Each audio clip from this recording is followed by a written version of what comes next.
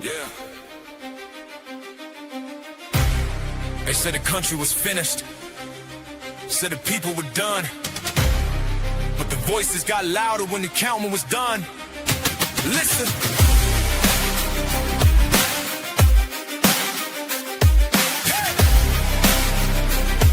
Yeah.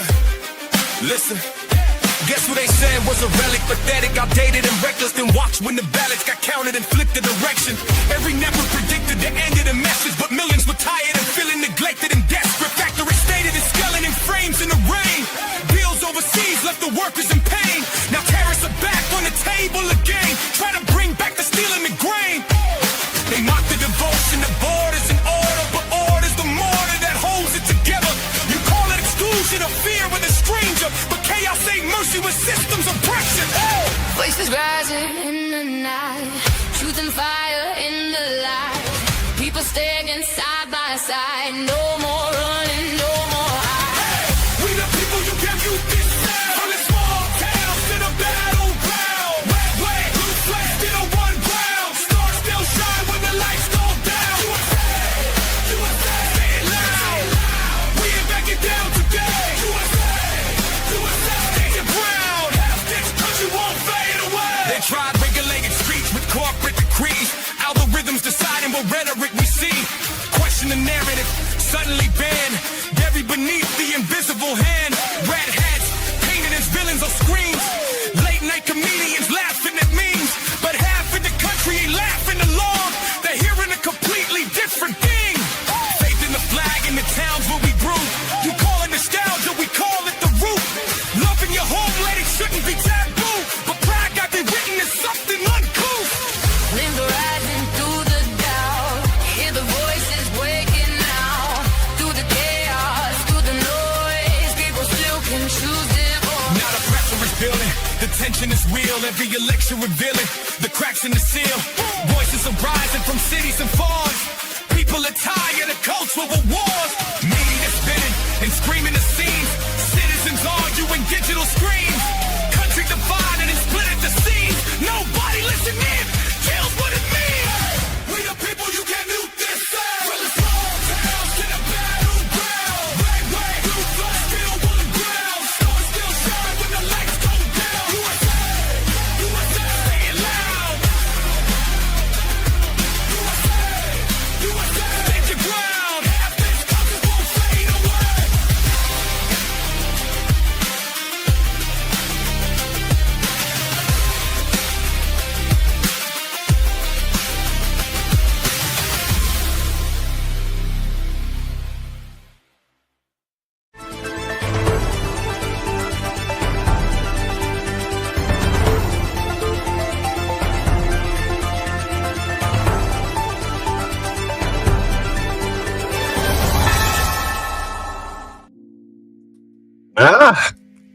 Good morning, good afternoon, good evening.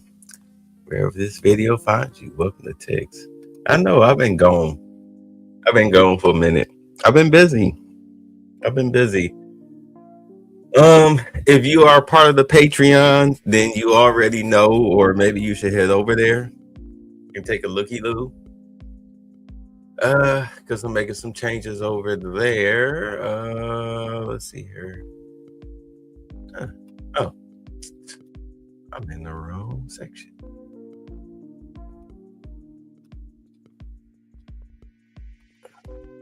Let me edit that.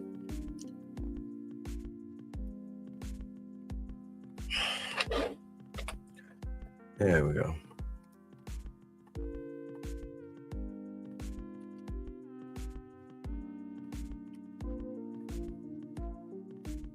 What's going on, Carlton?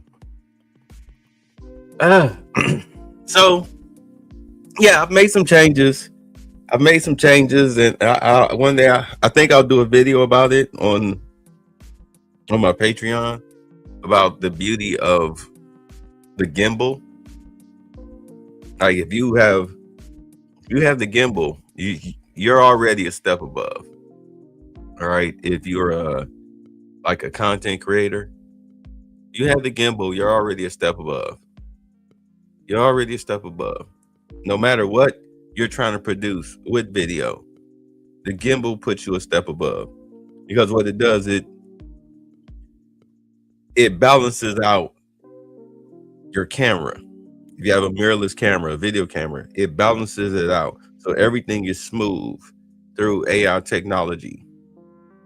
Through AI technology, it reads everything. It reads the balance of your camera and it just stabilizes it no matter what. Plus, if you get the OK symbol to the gimbal, it'll track your face no matter where you go. So if you're doing content where the subject is moving around or whatnot, it'll move the camera wherever they move their head, thus keeping the viewer's attention. They're not just sitting there watching some boring lecture like this is the 90s, like I used to shoot at Cultural. You just sit there and keep the video camera on wide, maybe play with a little bit, you know what I'm saying? Try to not make it such a flat video. Yeah, the gimbal cures all of that. And you don't even have to touch it. You can be doing something else.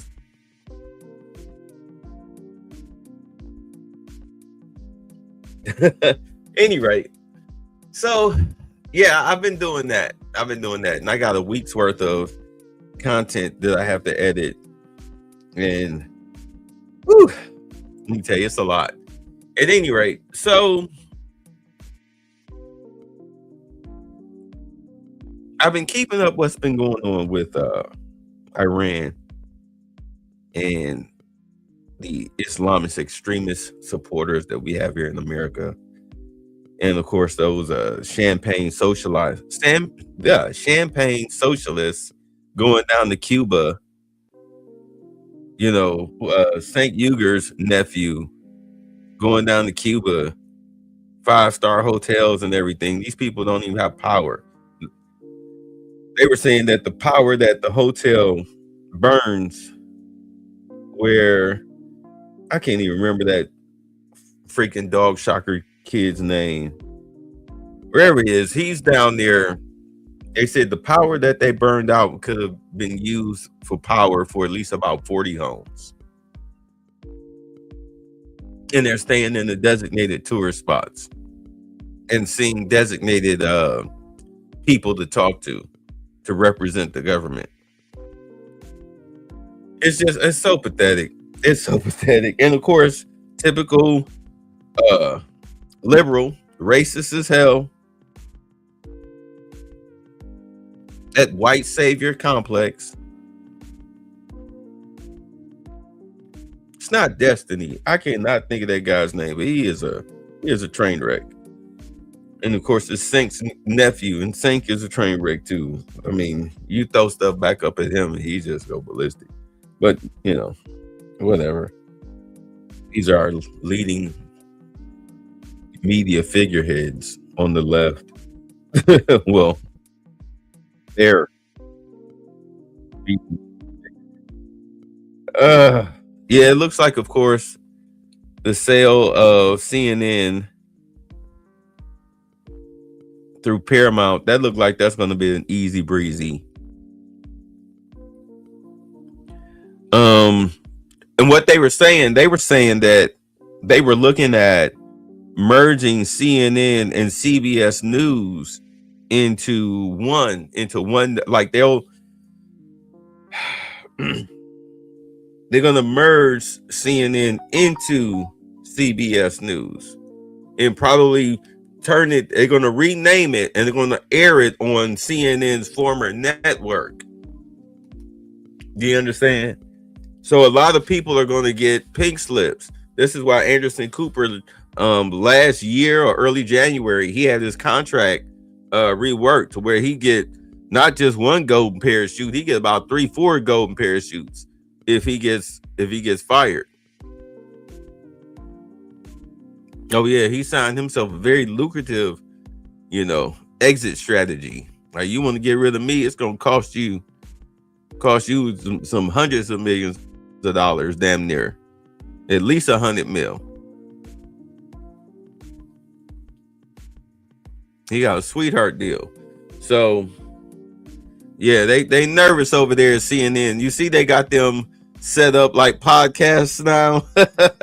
They now got mics in front of them instead of the lapel mic. They got the regular mics sitting out in front of themselves, trying to match the podcast energy. I guess trying to be hip and cool. You're too late for that. You should already have had a division for that. Back during COVID, when you saw that the podcast situation was exploding because people were trapped in their houses, that's when you should have created CNN podcast news. Hired you a couple of young chicks, between the ages of like 28 and 40 to sit around in a coffee setting or whatnot and then do the news almost like a younger version of The View. You should have copied that. Instead of having a bunch of old hags, you get some mildly attractive, age appropriate women. You know what I'm saying? People will watch that. Women will watch that. Women love to watch other women gossip. Trust me, they will watch that. And dudes will watch for the chicks. I mean, I hate to use the language chicks, but that's how they would see it. I'm just being honest. They're like, oh, damn, y'all see that Jessica Ramirez? Y'all see what she was wearing today on the talk or whatever? CNN Town Talk? Oh, man, she look cold in that red dress. That'd have been the talk.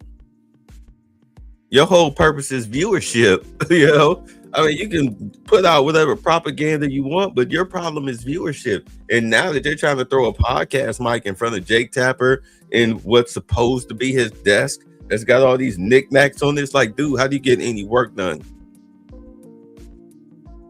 That looks like clutter.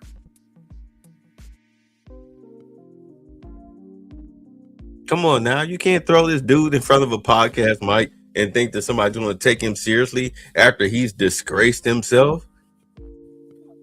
He's worse than Jim Acosta. Y'all had to fire that guy. Jake Tapper should have been fired for the whole Biden fiasco.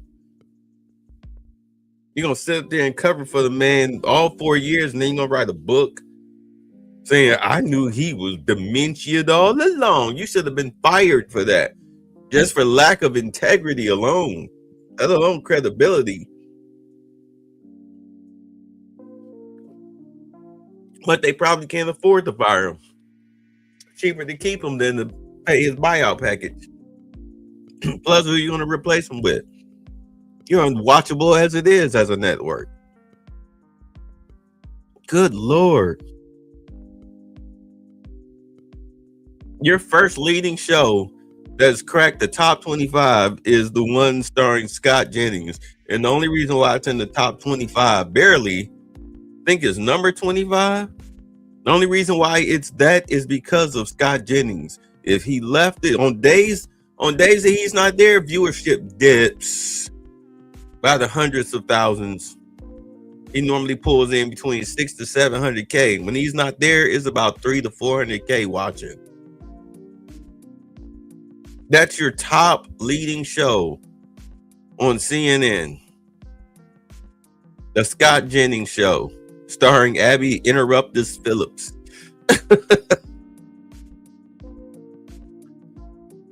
Oh boy. Most trusted name in news, my Aunt Fanny. Try not to curse.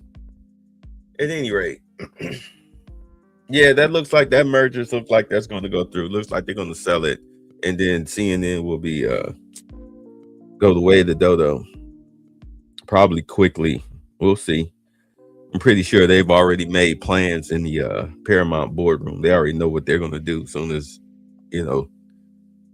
somebody puts a stamp on the paperwork at the courthouse. They coming in with pink slips galore.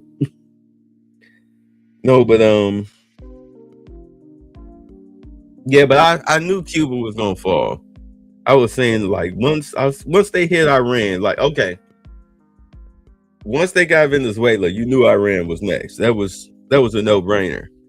But after Iran, who was next? That's what people were wondering.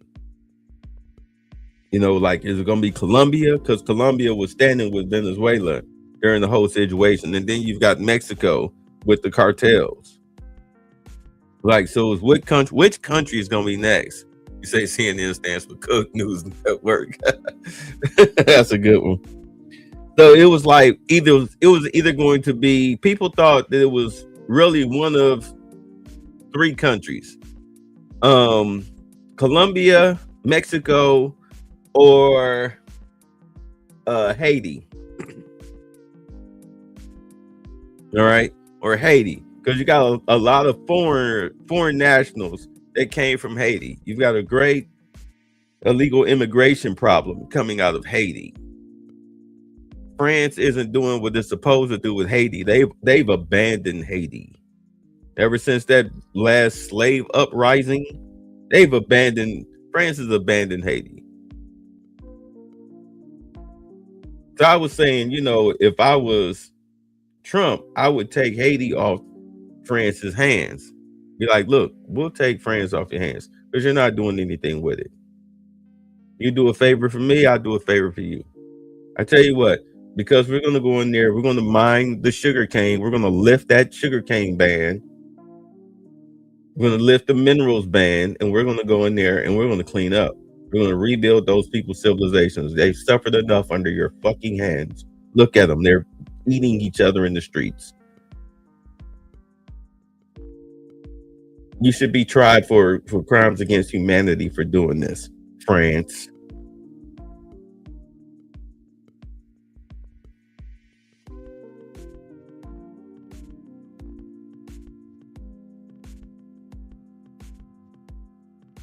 But yeah, we're going to take Haiti off your hands. Me personally, I thought it would be Cuba.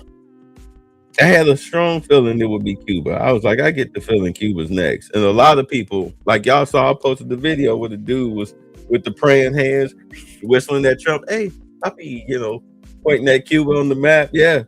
I had a feeling Cuba might be next because, communist dictatorship. The thing about it was that with taking over Venezuela's oil, Cuba was cut off. So they waited till they got down to one tank of gas to make a phone call with the United States, especially after Iran toppled. It was like, wow, like even if we tried to make a backdoor deal with them, well, now we can't. So you affected not just China and Russia, but you also affected Cuba. So Cuba made a phone call to Marco Rubio, woke him up 2:30 a.m. Excuse me, Miss Senor Rubio. Yes, sir. We, trying to use that brother talk, because they're both Hispanic. Trying to use that brother talk. Senor, let's make a deal. So with them starving Cuba out, they had no choice. They had to call Marco Rubio. They had to call up here and make a deal. And look, they taking over Cuba without firing a single bullet. You don't have to go down and swoop up and arrest any foreign dictator or anything. They just quietly surrender. They have no army. I'm pretty sure their dictator doesn't want to wind up in an American prison. I mean, you see Maduro is ready to snitch on members of Congress who he was doing undercover backdoor dealings with. Because you remember what happened the last time the United States went and snatched up a dictator. Y'all remember? No, not Bin Laden, which was a weird situation. I mean, who was before Bin Laden? Who was before Bin Laden? It was Saddam Hussein. I'll never forget it. Saddam Hussein, he was on trial. They had it on TV, but they was talking over what he was saying, in Iraqi, whatever that language is. He's sitting up there just he talking. He even on the stand talking, but they would not let you be able to hear what he was saying, in case you wanted to translate it. It made it very difficult. Even when he was getting walked to the gallows, he was still talking, and people were saying that he was saying that the United States set him up. They was all in on it. He was just doing their bidding, blase, blase, blase. He said that all the way until they pulled the lever, and his toes was desperately trying to touch solid ground.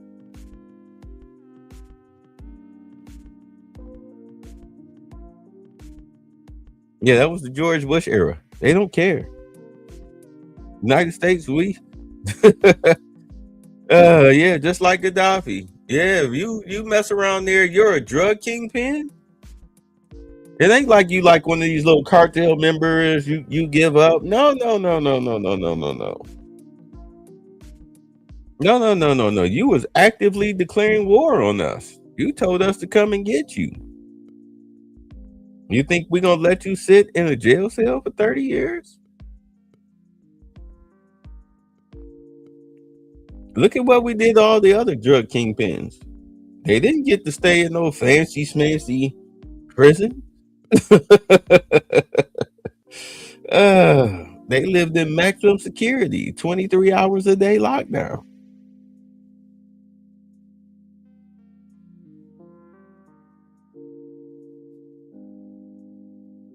There's no guarantee you'll get that. I mean, this is Trump. We don't know. I mean, you a big fish. We don't know how this gonna play out. I mean, maybe you can bargain for your life by telling everything you know about some of these Democrats. Maybe we'll cut you a deal. I mean, that is why he wants to talk, right? He wants to make a deal.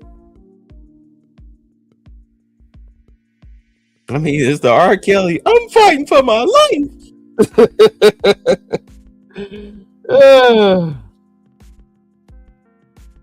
Ooh, it's about to get ugly. At any rate, yeah, Cuba softly, quietly, quickly surrendered.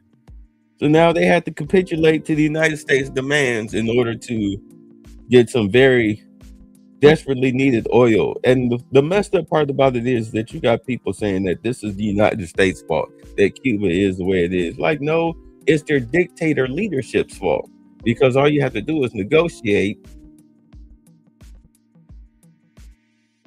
with who you're legally allowed to negotiate with, aka the United States, in order to figure out a way to bring some money into your country. So that way your people are fed. They're not homeless. They're living the quote unquote American dream only right there in Cuba. But you had the communists overthrow, communist, socialist, nationalists overthrow the government, replace one bad government with an even more useless government.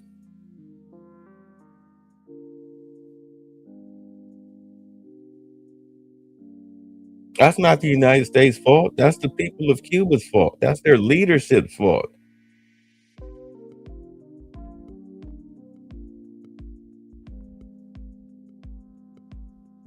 Hell, we used, in all honesty, let's be honest, the United States used the Iranian people as an excuse and a justification to go in there and do what they wanted to do all along. It's just that, they just needed a president that was man enough to pull the trigger. But it was a very delicate, that Iran situation is very delicate. So they needed a president that wasn't afraid to pull the trigger, because, I mean, what does he got to lose? Trump is what, 80, 81 years old, whatever, 79? He could go at any minute. What the hell is he being careful for? You see this dude, he just, every time you look up, he's signing decrees and, making demands. And I mean, the dude is like, he playing chess like it's checkers. He just clearing the boards. Slow down, bruh. Like, nope, I don't have time. I don't have time. Every second counts in his book right now. Yeah, I mean, you're gonna hit some bumps in the road. Don't worry. It'll settle down. It'll settle down. Like once you get the Strait of Hormuz settled, then you'll see. Watch, you'll see the gas prices drop. Because right now everything is being held up because of Iran. They're still able to attack the boats. This is why Trump told NATO, like, hey, look, we need you to get your ass in gear here. We need some ships. Don't worry about air cover. We know your air fleet is crap compared to what we got. We don't need air cover. What's up, baby? Like, we don't need air cover. We just need you guys out there on the strait. Get out to the strait. Protect those boats, those oil boats, and everything else getting through there. And we'll take care of everything else through the air. We'll take out their depots. We'll take out their missile silos and everything. We'll use our fighter jets to do that. And we'll continue to 86 their leaders. So that way, the less leadership you have, the less determination that you get. That's why they're sitting up here pretending like this Ayatollah's son is still alive and calling the shots from some hidden bunker somewhere. Like, get the hell up out of here. That's why the cartoon. Sometimes the jokes write themselves with the cardboard. Sometimes the jokes write themselves. Like, I can't believe they actually did that.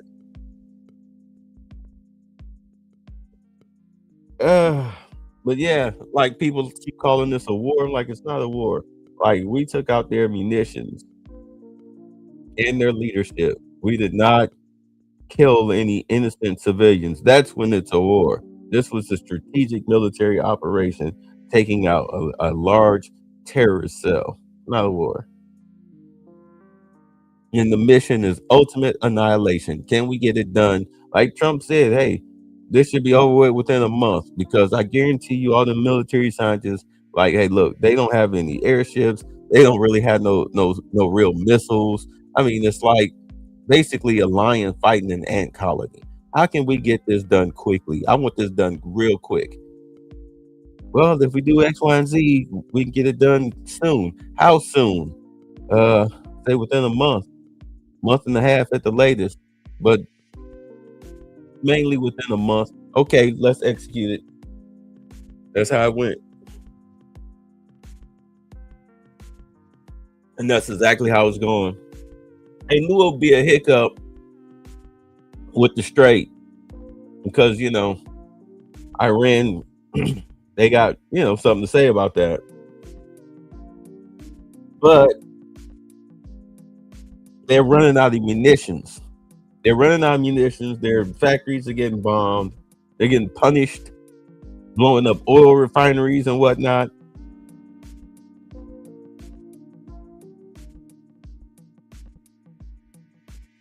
United States is like, do you want us to keep going?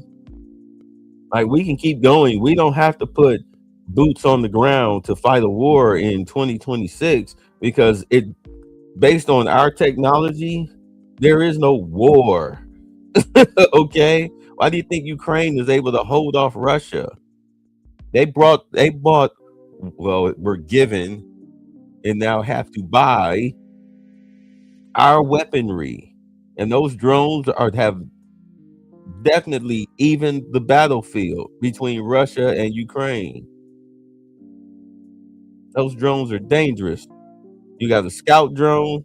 Once it locates you, identifies you as an enemy combatant, there's like a squad of like 5 of them, 5 or 6 trailing behind it. And those 5 or 6 just lock into you through the scout drone, through AI, lock into you to your coordinates, and then they just light those coordinates up because you'll be standing there. They even have it where if you shoot down the scout drone, another drone will suddenly become the scout drone.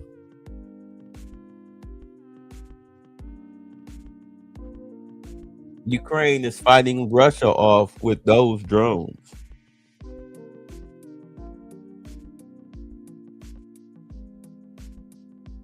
Trust me, Iran, it can get much worse. We don't need boots on the ground. We just unleashed the drones. We just unleashed the drones. Facial recognition. You just let them just find you because they will find you. You will eventually have to show your face.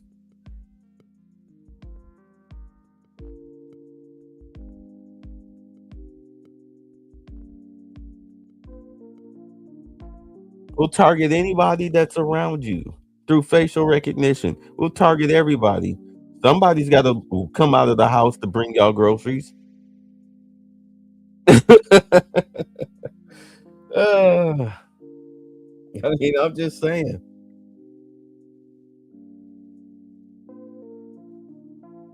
Worried about boots on the ground in a forever war. No, 30 days. Iran is already talking about trying to make a deal. Trump and them said, hey, we got a deal mapped out. It's up to them. Actually, yeah, sorry, excuse me. Trump team, the cabinet, Rubio proposed a deal to present to the Iranian leaders that are quote unquote not in charge.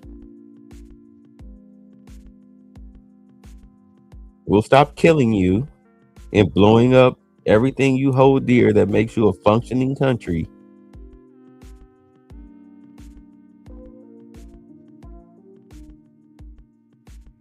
If you agree to these terms. Simple as that. Or we'll just keep going. We'll see what happens.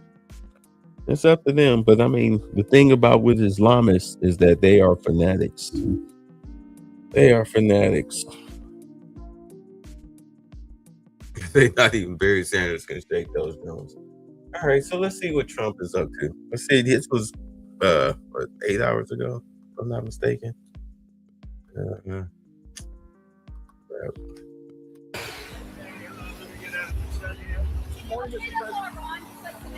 me just move over. Can we move over? Let's get out of the sun.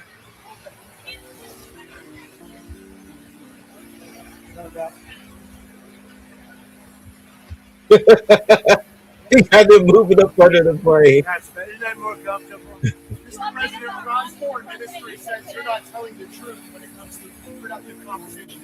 Well, they're going to have to get themselves a better public relations people. We have had very, very strong talks. We'll see where they lead. We have major points of agreement. I would say almost all points of agreement. Perhaps that hasn't been conveyed. The communication, as you know, has been blown to pieces. They're unable to talk to each other. But we've had very strong talks. Mr. Witkoff and Mr. Kushner had them. They went, I would say, perfectly. I would say that if they carry through with that, it'll end that problem, that conflict. And I think it'll end it very, very substantially. We have very much in mind our partners in the Middle East. We've had great relationships with a lot of them, as you know. A lot of them were surprisingly hit, and I was surprised to see it. So was everyone else. But we have they're very much in mind in the discussions. So the discussions took place yesterday. They went into yesterday evening. They want very much to make a deal. We'd like to make a deal too. We're going to get together today by probably phone because it's very hard to find a country. It's very hard for them to get out, I guess. But we'll at some point very, very soon meet. We're doing a 5-day period. We'll see how that goes. And if it goes well, we're going to end up with settling this. Otherwise, we just keep bombing our little hearts down. Who are you speaking with in Iran? A top person. Don't forget, we've wiped out the leadership phase 1, phase 2, and largely phase 3. But we're dealing with the man who I believe is the most respected and the leader. It's a little tough. They've wiped out everybody. Is that the Supreme Leader? No, not the Supreme Leader. We don't. Well, nobody heard of the second Supreme Leader, the son. We have not heard from the son. Every once in a while, you see a statement made, but we don't know if he's living. But the people that seem to be running it, and they seem that based on really fact because things they've said have taken place. Mr. President, Again, Mr. President, I know you deployed because I don't want them to be killed. Okay, I don't want them to be killed. Mr. President, Nobody wants to be that. Nobody wants that job right now. You know, nobody's exactly looking forward to being the head of that particular country, but perhaps we'll be able to solve that problem. Mr. President, you deployed ICE agents to American Who are you airports. Newsman, sir. You deployed ICE You're not agents. doing a very good job. You deployed ICE agents. You're not doing a good job. Did you hear me? Okay, go ahead. You believe it? I'm taking CNN over Newsmax. What exactly are you Damn. looking for in these talks, Mr. President? We're looking for all of the things that we've been talking about. We want to see no nuclear bomb, no nuclear weapons, not even close to it. Low key on the missiles. We want to see peace in the Middle East. We want the nuclear dust. We're going to want that. I think we're going to get that. We've agreed to that. Yeah, we've agreed to that. Do you want the enriched uranium before Yeah. we can end this? And we want no enrichment, but we also want the enriched uranium. Where if this happens, it's a great start for Iran to build itself back, and it's everything that we want. And it's also great for Israel, and it's great for the other Middle Eastern countries, Saudi Arabia, UAE, Qatar, all of them, Kuwait and Bahrain in particular. So it's great for all of them. But if the war is ending, do you still need $200 billion? It's always nice to have. It's always nice to have. It's a very inflamed world, and the Democrats inflame it. You know, largely the Democrats Who wants a war chest? Okay. inflame it. And let me just talk about the others. So ICE has done very well. I've requested. Now, you know, I'm a big believer that they should be Right. able to wear masks when they go and hunt down, you know, murderers, criminals, and others. But for purposes of the airport, I've requested that they take off the mask. I don't like it for the airport, and I believe they are willing to do that. Why do they wear masks not at the airport, but they need to do it when they're out? Because the people coming into the airport, typically speaking, aren't murderers, killers, drug dealers, etc. There may be a few of them, but there aren't many. They're people that want to come into the country, or that people want to leave the country, go into maybe their home country. So I didn't think it was an appropriate look for an airport. I think it's a very appropriate look when they're out on the street trying to find one of the 11,888 murderers that Sleepy Joe Biden let into our country. Last year you gave a $10,000 bonus. Sorry. Last year you gave a $2,000 bonus to TSA workers who kept showing up to work during the shutdown. Will you do that again? Well, it could happen. It's amazing. There's such people that are really, really loyal and great, and it's not easy for them. And this is all caused by the Democrats. It's just so you know, all this money was approved. Everything was approved. This is done. The Democrats went in, and they want to have radical left lunatics come into our country. They want to have drug dealers. They want to have murderers come into our country. They want to have open borders, and we're not letting it happen. That's what this is all about.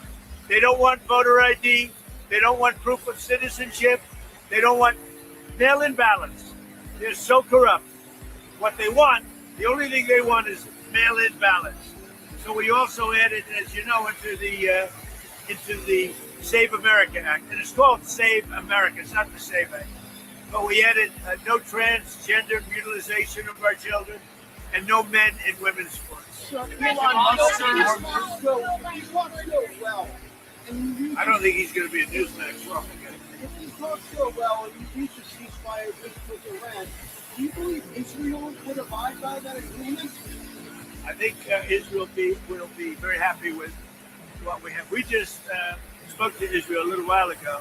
I think they'll be very happy. This will be peace for Israel, long-term peace, guaranteed peace. If this happens, you know, I can't guarantee it, but I think it's going to. My life is a deal. That's all I do is deals, my whole life. I think this is something that's going to happen. And why wouldn't it happen? So tomorrow morning sometime, their time, we were expected to blow up their largest electric generating plants that cost over $10 billion to build. It's a very good one. There was no dearth of money.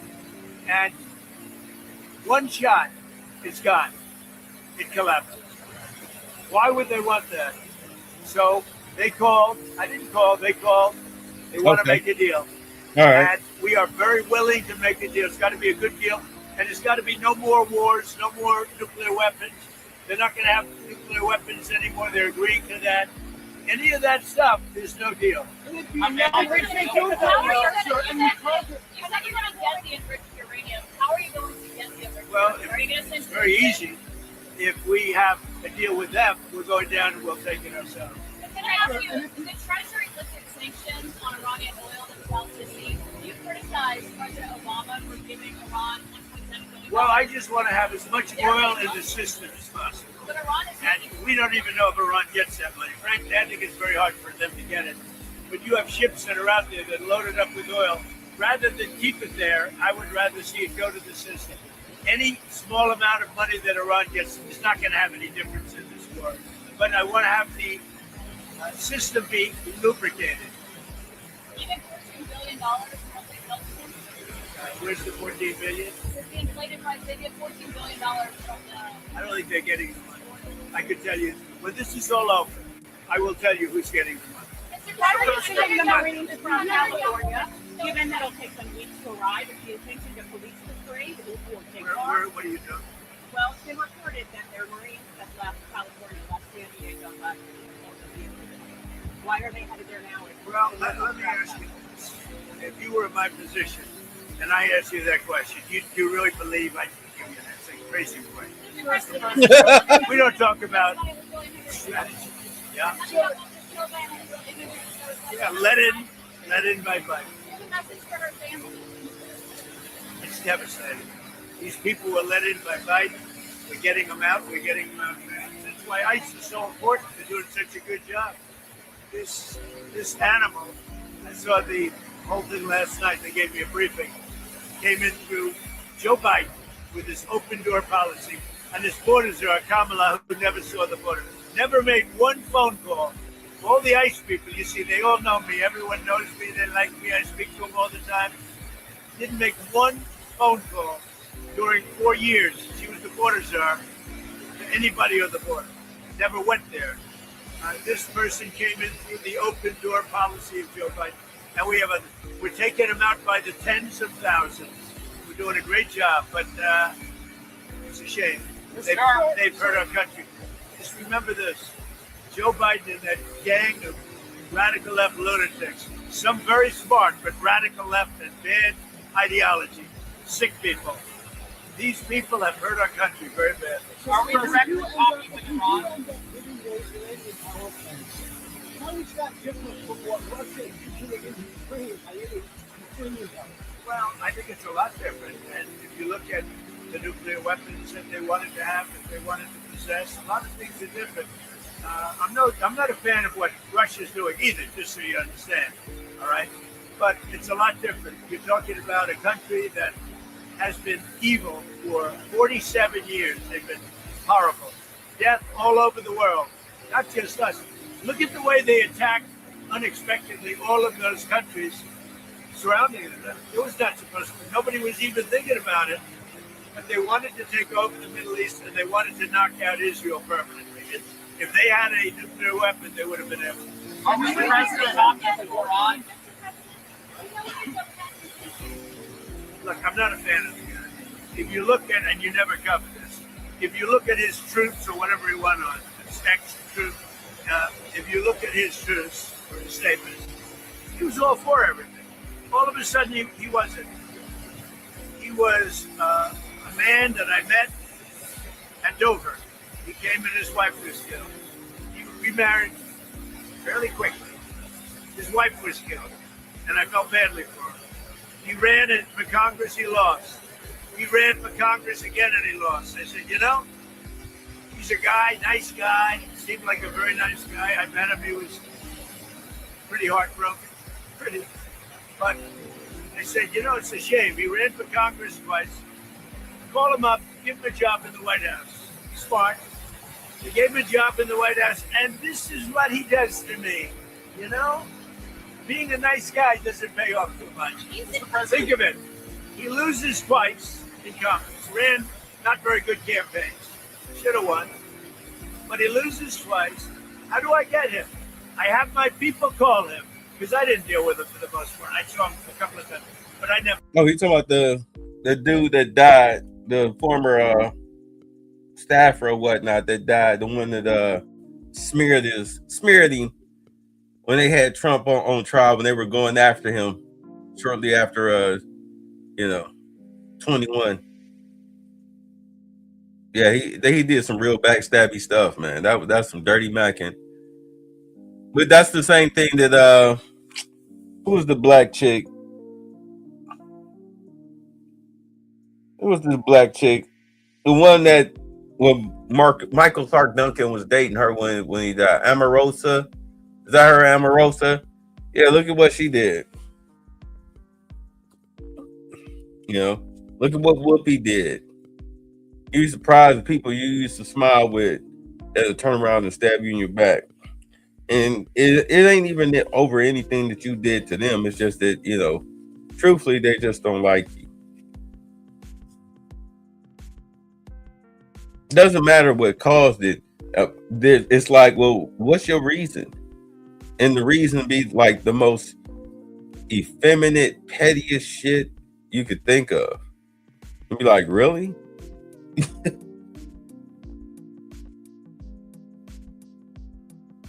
Like, somebody ain't costing you no money.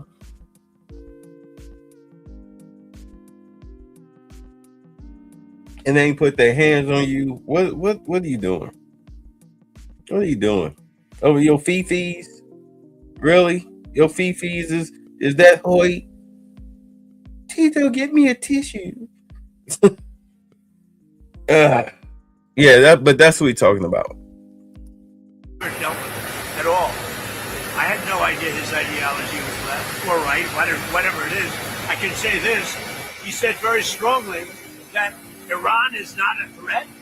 Iran's been a threat for 47 years, and there's not a country in the world that doesn't agree with me on that. So I take this guy, Joe Kent, who lost twice for Congress, pretty badly, and tough, and it was devastated. And I know that he lost his wife. So instead of letting him live out his life, I brilliantly have my people call him and offer him a job in security, essentially, in the White House. Now, what does he do? He goes out and he says that Iran is not a threat to get publicity. Now, he probably signed up with CNN or maybe signed up with your division of Newsmax. I don't know, but probably signed up with CNN or somebody. But if you look at his tweets, X's, or Truth, whatever he uses, I don't know because I don't follow him. What he said, 100% he agrees with it. All of a sudden he leaves. I never knew he had a problem. Now I hear they're looking at him for leaking. That's possible. But just so you understand, just to put it to rest, he lost twice badly. He also lost his wife. He's remarried since. He lost his wife. I felt badly for him. So I told my people, reach out to him, give him a job at the White House. This is the thanks I get. Any other questions? Yeah, he's pissed. He is pissed. Ooh, he pissed. So this just came down the pike. Senate approves Markwayne Mullin as next Department of Homeland Security Secretary. Senate confirmed Markwayne Mullin as the next Secretary of the Department of Homeland Security with a 54-45 vote. Mullin replaced Kristi Noem, who faced bipartisan criticism over fatal shootings involving immigration enforcement officers and her use of federal funds for an anti-immigration media campaign. During his confirmation hearing, Mullin clashed with Republican Senator Rand Paul, of course he did, over Mullin's comments about a past assault on Paul. Yeah. Cat bite. It's not an imminent threat. That's what the intelligence says. I think it was an imminent threat. I think that Iran, if we didn't bomb them with the B-2 bombers, now that set them back. But if we didn't hit them with the B-2 bombers, they would have had a nuclear weapon within 2 weeks to a month. And if they had a nuclear weapon, they would have used it as soon as they got it. If you obliterated their nuclear sites last summer with your strikes, then how can you argue an imminent threat now? Oh, we hit them so hard, we obliterated them. But that doesn't mean with the right equipment, you can't dig down and go get it. We don't want that, and we won't have that. But we obliterated that site. They still haven't been able to get it. That was a complete success. But if it wasn't, they would have had. If we didn't hit them, if we didn't use the B-2 bombers, which are unbelievable, we just ordered 22 more of them, modern version, by the way, super modern version. If we didn't hit them with the B-2 bombers, they would have had, within 2 weeks of that attack, that's why we hit them, because we knew they would have had a nuclear weapon. They would have used it on Israel and the entire Middle East. Overall crime in Memphis is down 43% since you began this task force. Is this a template you think is Well, working? what I'm doing today, really, this was supposed to be, this was a little bit before, set up a couple of weeks ago. This was before we had this situation with Iran take place last night. And by the way, they're just not committed. When they say, I'm sure they don't mean that.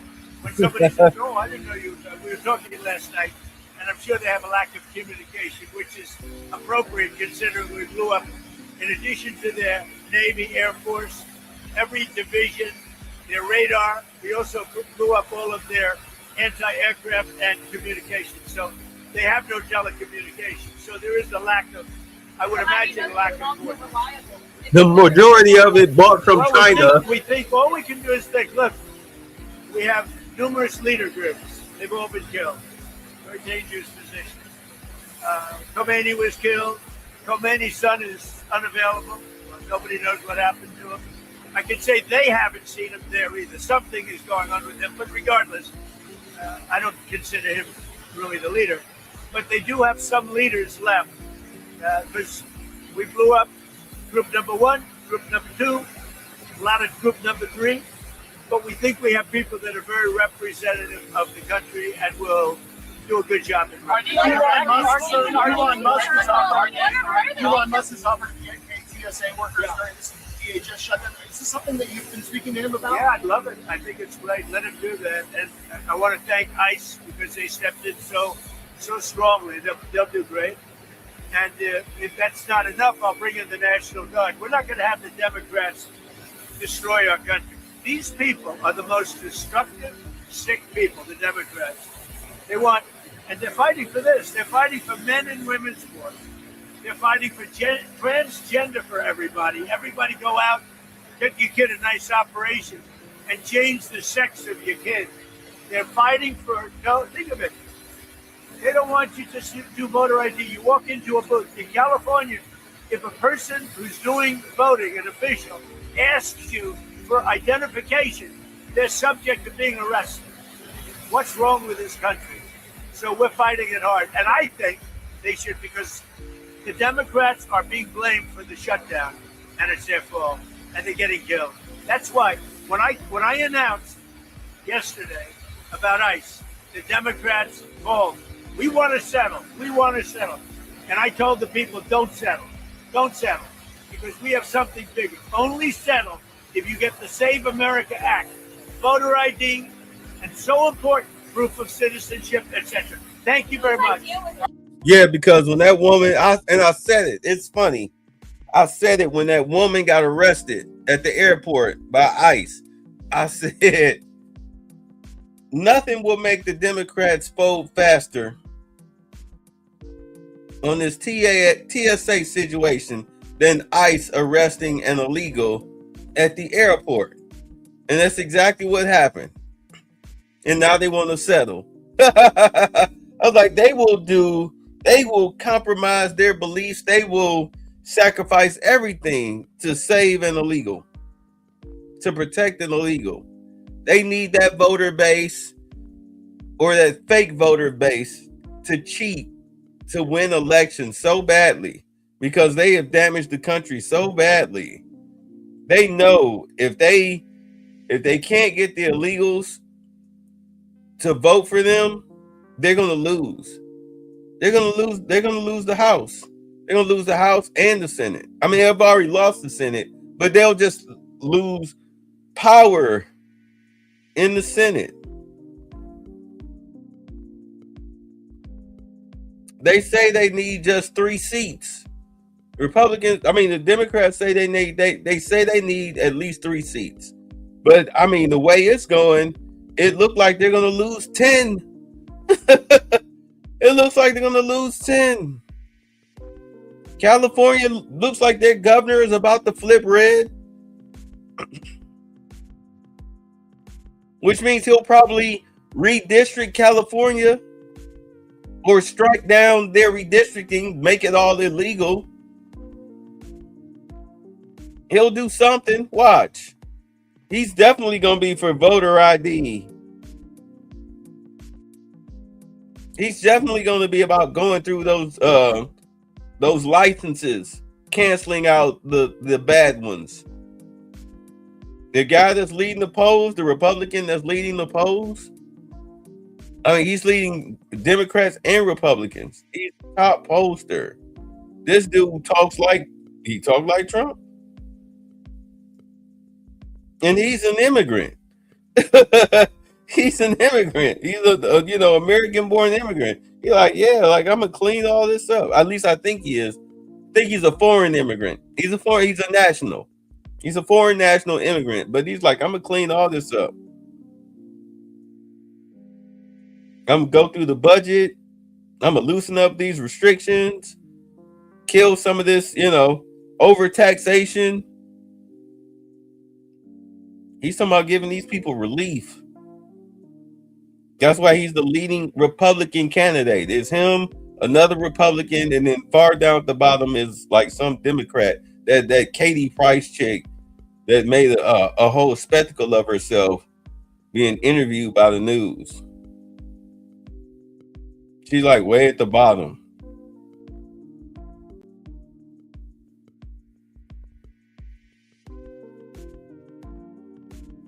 Yeah, that pendulum is swinging. It's making a hard right. It's still going up. It's still going up. It ain't decided to come down yet. Then you've got what? Probably going to wind up with 2 years of Vance, and then maybe Rubio.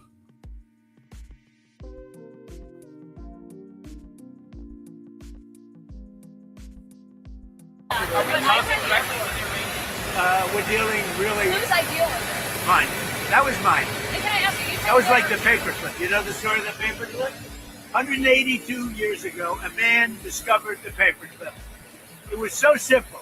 And everybody that looked at it say, why didn't I think of that? ICE was my idea. First person I called was Tom Homan. I said, what do you think? He said, I think it's great. Then I saw today there was some masks on. I didn't think the masks were appropriate. I put out a statement and I asked them, would it be possible to take off the mask? Because they should wear a mask when they're dealing with the murderers and the thugs. Let it go. You said there's many points of agreement with Iran right now. Many. What can you give us a Many, like 15 points. 15 Then points. Iran has said yes. Well, they're not going to have a nuclear weapon. That's number one. That's number 1, 2, and 3. They will never have a nuclear They weapon. said yes to that. They've agreed to that. Will we Correct? see arrests, illegal migrant arrests at airports? Certainly. Arrests. Will we see ICE arresting illegal migrants at Yeah, airports? yeah. That's why the Democrats are going crazy.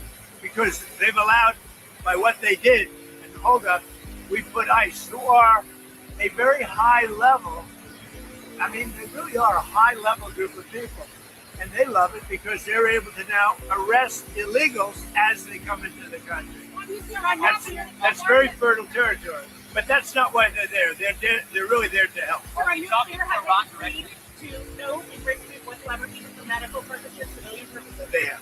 Thank you. And what about the Strait of Hormuz? Who's going to be in control of That that? will be opened very soon if this works. How soon? And who's in control of it? Will I mean- Iran still be in control of the oil? Be jointly controlled. By who? Maybe me. You want the United States to be in Me control? and the Ayatollah, whoever the Ayatollah is, whoever the next Ayatollah. Look, and there'll also be a form of a very serious form of a regime change. Now, in all fairness, everybody's been killed from the regime. They're really starting off. There's automatically a regime change. So we're dealing with some people that I find to be very reasonable, very solid. The people within know who they are. They're very respected. And maybe one of them will be exactly what we're looking for. Look at Venezuela, how well that's working out. We are doing so well in Venezuela with oil and with the relationship between the president-elect and us. And maybe we find somebody like that. Are you looking at any more options to lower the price of oil while the talks? The price of oil will drop like a rock as soon as the deal is done. I guess it already is today. No, we have a very serious chance of making a deal. That doesn't guarantee anything. I'm not guaranteeing anything. I'm not going to come out here in a week or 2 weeks and have you all say, oh, you said. I didn't say anything. All I'm saying is we are in the throes of a real possibility of making a deal. And I think if I were a betting man, I'd bet for it. But again, I'm not guaranteeing anything. They want to make a deal very badly.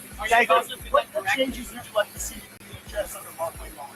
Well, he's going to be fantastic. He'll make his own change. He's already given me a list of people he wants to bring. He's a fantastic guy. I think he's just the right guy. You all know him. He's a very open, smart guy, very successful actually in business, which people don't know. And he's a friend of mine. I think Mark Wayne is going to be fantastic. Thank you. Are these direct offers? Terrible. They made a mistake. It's a dangerous business. That's terrible. Thank you. All right, so yeah, I think because of all the leaders that they killed, whoever's in charge of Iran now, he's like, you know what? Like, we're done with this. We give up. We quit. We quit. We waving the flag.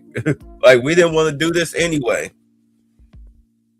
Like, you, in all honesty, you did us a favor. We had no idea it was this many people at the top that if we formed a revolution, this is how many we would have to execute. Like, Jesus Christ. It's over 49 people that United States exterminated in order to get to this point. Maybe 52. But at last count I heard, it was 49 people they executed with missile strikes and drone strikes to get it down to this point. That's a lot of people. But yeah, but now that it looks like they're going to get the Strait open, yeah, these gas prices will drop. He said something very interesting about the whole TSA agent situation. Like, if we can use ICE and we can also use the National Guard, which I think would be a good use of the National Guard. Put ICE back on the streets and bring in the National Guard.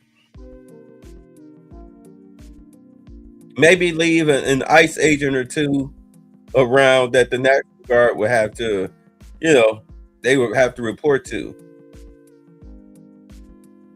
Like, hey, yeah, looks like we got an illegal down here at, B36, A Concord, B Concord. All right, on my way.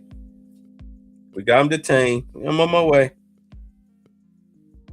Have at least about 5 or 6 of them floating around these airports as a deterrent.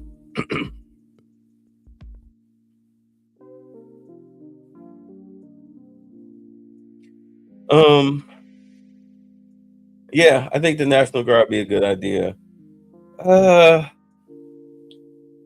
It was something else, something that happened. Oh, that's right. Just in the thinking about the Manosphere news, where that dude did that documentary on the Manosphere. I haven't seen it, but I've seen clips of it. And of course, the biggest embarrassment came from Myron, where he was talking one way, and then this girl showed up, and then he was talking another, and he was trying to use that pimp hand stuff, that pimp talk on her, while she was standing there, and she looking like, yeah, what? Like, I seriously need to rethink this relationship. That type of head nodding and smiling. And sure enough, she did.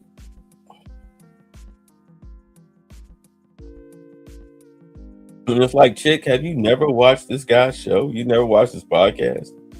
Like, oh, wait, you have watched it. I think she's even been on it a few times, so she understands that it's a gimmick, but You never thought that he would use you as part of the gimmick.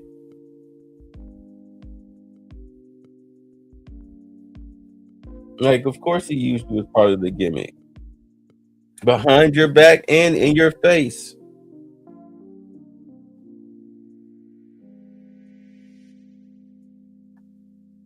I think some other guy, he's like he's married, but like sleeping with other women. Yeah, his wife was like, you know what? His wife is. She said she's been lied to so much and cheated on so much that she would rather a guy be honest. She's like, at least he's honest. Like, it's fine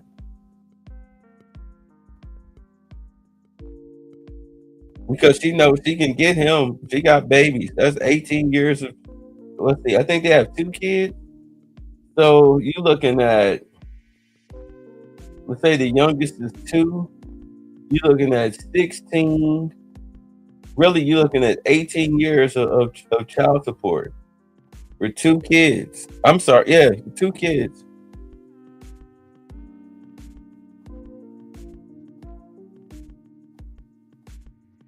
And she'll probably get the house and a huge settlement. She don't care as long as you don't put your hands on her or openly disrespect her by bringing one of these little floozies into the house.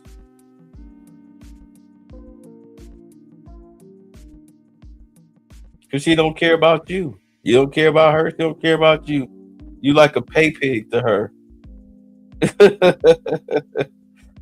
uh, and then who was the muscle dude that slapped the little boxer dude? He said 18 years of child support. Yeah, you must be talking about Anton. No, but Anton said. But Anton said. No, I ain't talking about Anton. It was some white dude. This was some white dude that was in that Manosphere documentary. You know, he was on that white boy stuff.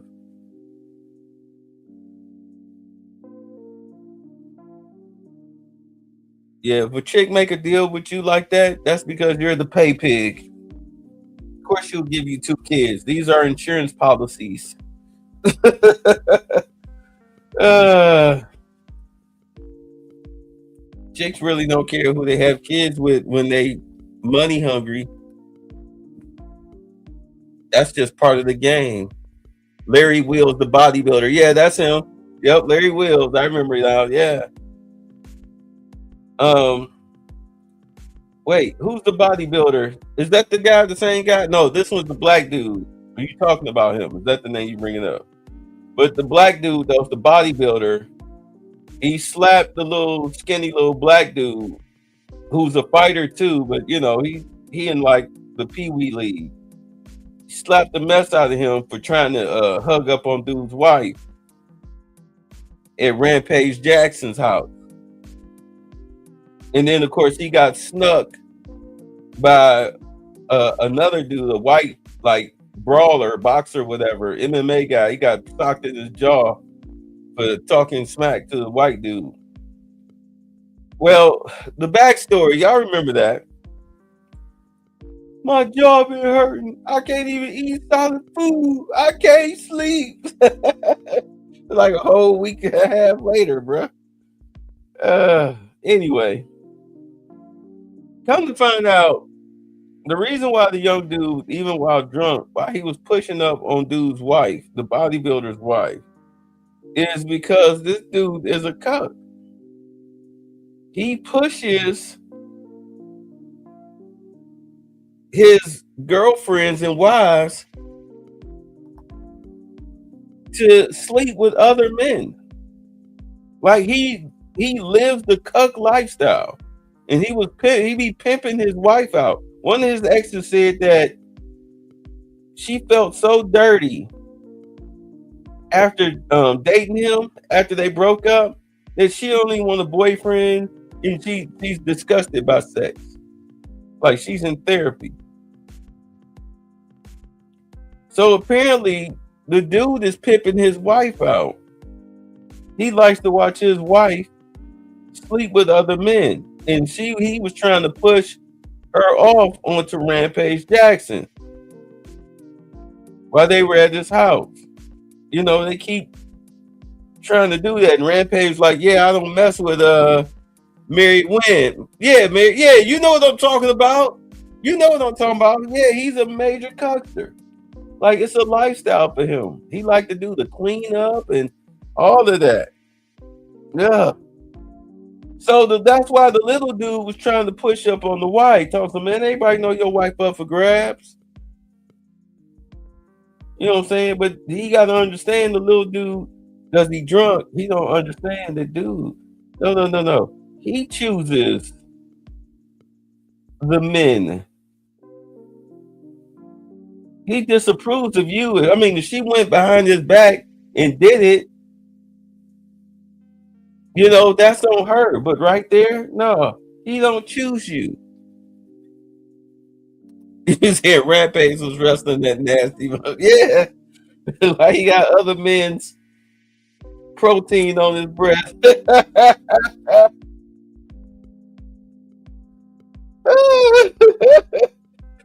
I'm gonna get you down. I'm gonna pin you, Rampage. I'm gonna pin you.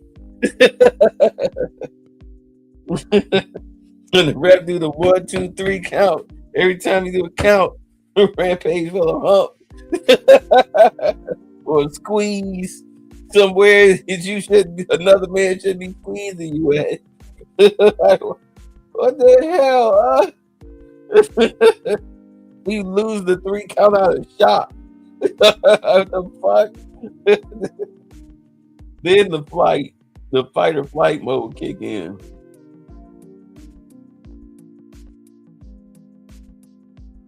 Yeah, that's why he slapped little dude.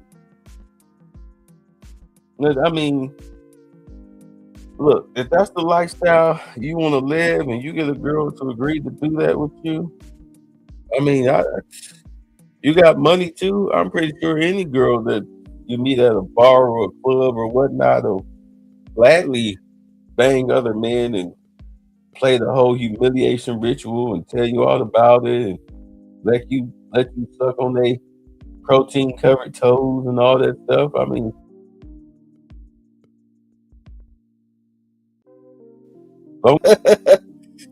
hell no, they just stay 10 feet from me. Don't give him a hug. Don't give him a hug. He might have some rubbed on his nipples.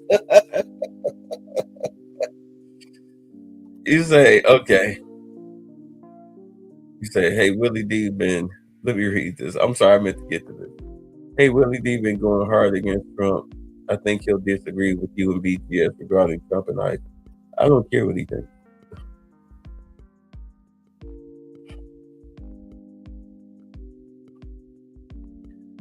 I thought Larry was going to slap Adam 22 as well. I mean, they can do a swap. Ain't he still married to Lena the Plug or whatever? They can do a swap. Make some content.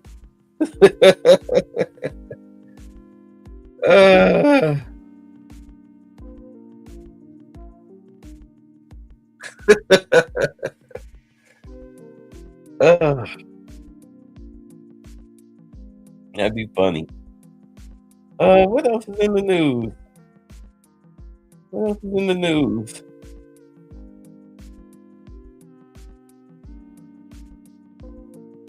I mean, outside. Oh, that's right. So, some recent developments took place concerning the Breakfast Club. All right. I got this. Unfortunately, I got this from Tasha K. But it makes sense. She was saying that, you know, because she's the media, she has eyes and ears and spies everywhere. But she was saying that, in all honesty, that $200 million deal that Charlemagne the God signed, that all of that money wasn't for him, it was for the show. At least that's what they're saying. Now, it may be wrong. It might actually be his money. But from what they were saying, like, it's a possibility that money might be for the show. And so they just attached here. Charlemagne got $200 million, but really that's their budget for the next 4 years or something like that, whatever. But I don't know. I'm just saying, because I don't really care. But what is factual is that Netflix now owns the show. And you can watch the show on Netflix, even though nobody's going to watch a damn YouTube show on Netflix when they can just go to YouTube. That is if it continues on YouTube. There's a chance that Netflix may be moving over to television, to TV, just like YouTube is looking to move over to TV and just dump all of channels like mine and anybody else's don't really make any real money, real money. And just scrapping it and just turning everything into scrapping this format and turning YouTube into pretty much YouTube TV. Which, in all honesty, it already is, except, it'll only be approved content. That's what I'm saying. It'll be by approved content creators. And their shows will have time slots. You understand? So instead of them really doing instead of them doing 3 shows a day in order to engage in order to have engagement, because that's how you build your brand over YouTube. Like, you do at least 3 shows a day. All right. Catchy intro, 3 shows a day, 3 uploads a day, boom, boom, boom, boom, boom, boom. At least 5 days a week, unless something breaks on a Saturday or a Sunday, unless there's breaking news. Like, microphone is good for that. But usually it's 3 shows a day, Monday through Friday, because really nothing really happens on Saturday or Sunday. So they might go from that to maybe having you do a half-hour segment instead of 3 shows a day. Put all 3 shows together, and we'll make a segment out of that. Make sure that do 3 shows a day. Make sure that the subject matter is 10 minutes long, and we'll do a 30-minute segment, and you'll be on from 6:30 to 7. That's what they're saying that YouTube is looking to do. I'm sorry, I took y'all around the clock with this because I want to make sure I'm remembering everything as I'm talking it out. But concerning the Breakfast Club,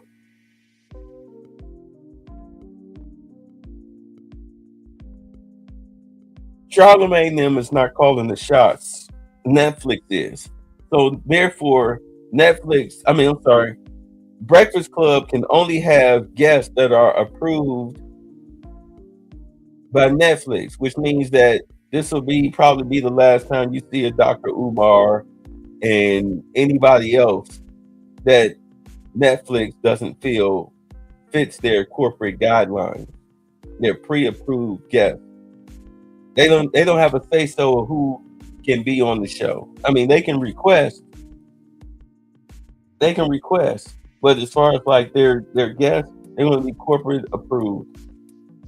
They're already saying that they're finding out like 10 minutes before the interview that, this is such and such, and they're going to talk about this, and here's a list of pre-approved questions to ask them, because they paid for the slot.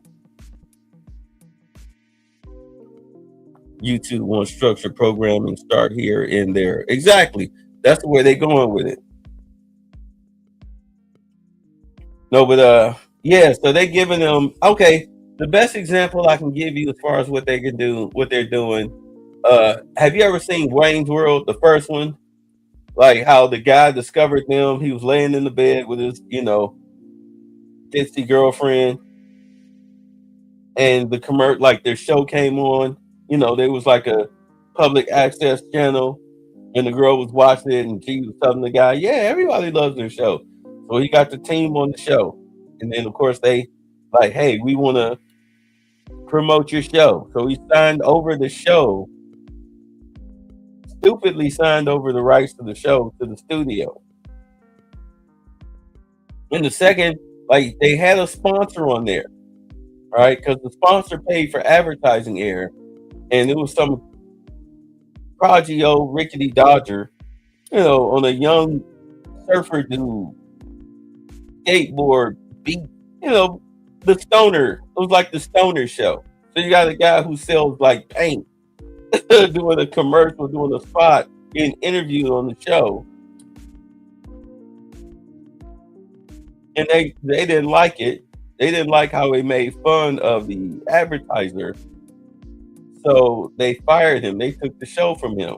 Of course, the show went downhill because people watched more so for, you know, Wayne and Garth than they did for just the show itself. They were irreplaceable. Same thing that happened with who was that chick? I just watched one of her videos. It was some chick. She was doing like she had a podcast. She wound up going over to the Daily Wire. She signed with the Daily Wire. It was her, Candace, somebody. Oh, and Jordan Peterson. And of course, this was shortly after they got rid of Candace. They got rid of this girl. They fired her from the show and sent her best friend to acting classes in order to mimic her.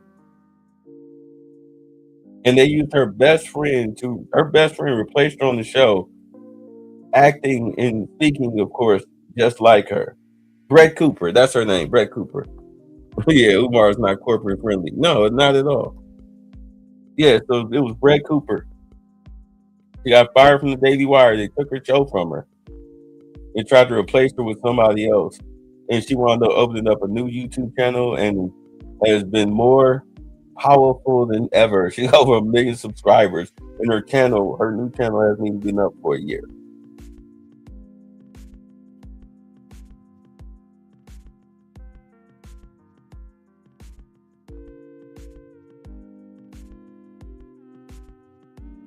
That's what they can do to Charlamagne the God and the Breakfast Club. They can take their show from them. They already own the rights to what, Jess's Mess or whatever, her little theme on the show. They own the rights to that, and word is that she can't use it on TikTok without express written permission. I don't keep up with this stuff. I'm just telling y'all what I heard. I'm trying to remember everything that I heard because I was hearing it in passing. But yeah, that's what's going on. You say Brett Cooper looks like Ben Shapiro female version? Yeah, she do. She had a baby. I didn't even know she had a baby. Okay. You know, good for her. Yeah. Don't make this social media your life. Yeah, but that's what's going on with the Breakfast Club. So they might mess around there and find themselves. Just might be out, and what's the name? His DJ Envy. I guess that's his name.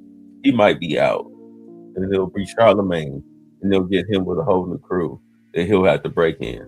Because I mean, he's pretty much anchoring the show and holding it down. He's been doing it by himself for years. You know, he just got 2 useless sidekicks.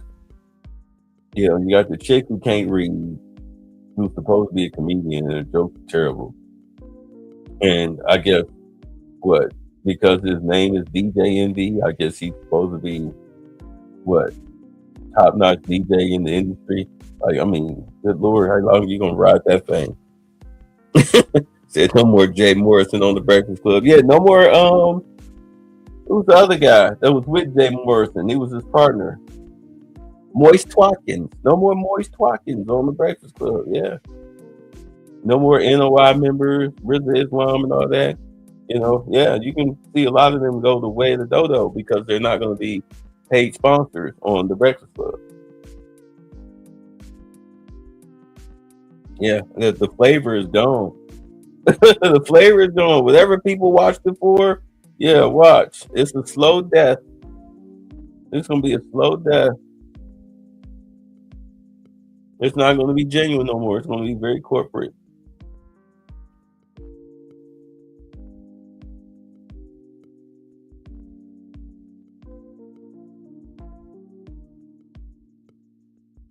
No, I'm sorry. You say no more brother polite types, right? I mean, them dudes. I don't know why anybody listen to them dudes anyway. No, but I was just sitting up here shaking my head, like, you know,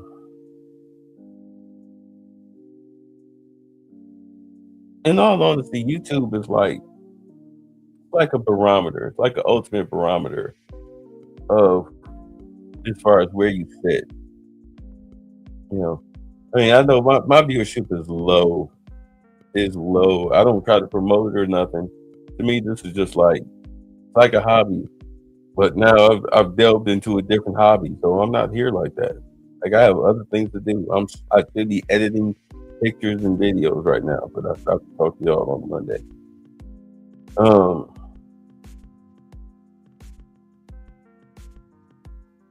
if you come from, and this is what I mean by that, because I'm on my third channel in less than 2 years.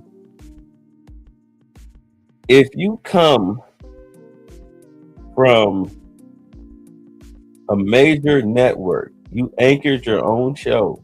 Because most of these people who are now on YouTube with podcasts, who are unhireable, they anchor their own show. I remember when Melissa Harris Perry got fired, and she called herself trying to anchor her own show. I believe it wasn't MySpace, it wasn't Black Planet. I think it was Twitter or something. It was something. It was one of those apps along the lines of like Twitter and Instagram, but not really that. She tried to anchor her show on that platform, and it bombed. It didn't work. She's out of media. Now look at you got the unhirables such as Joy Reid, Angela Rye, Angela Yee, or is that her name? Bakari Sellers. Shoot, who else? Don Lemon, Roland Martin. I'm sure there's a host of others. Jim Acosta. You have these people who are unhirable. What's up, Detroit? You have these people that are unhirable who was once, had their own shows on MSNBC and MS Now and CNN and whatnot.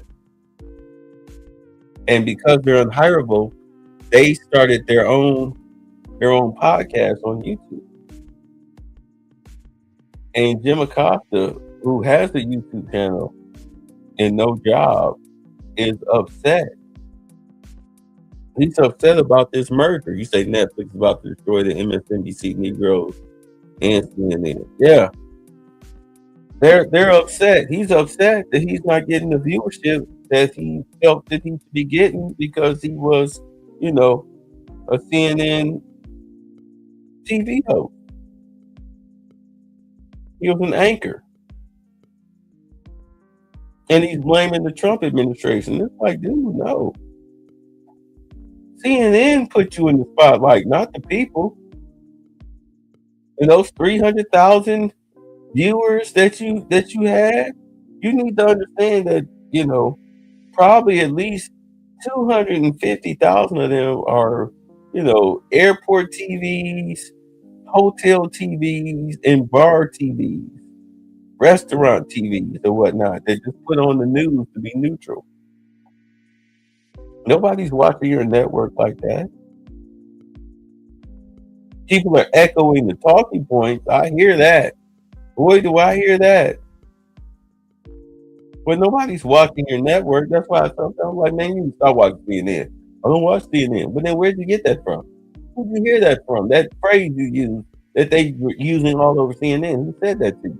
Clearly they heard it from somebody else who watched CNN. It's even, it's just as worse.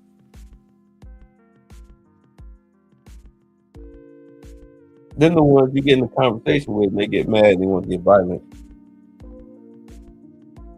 Yeah, we talked about that.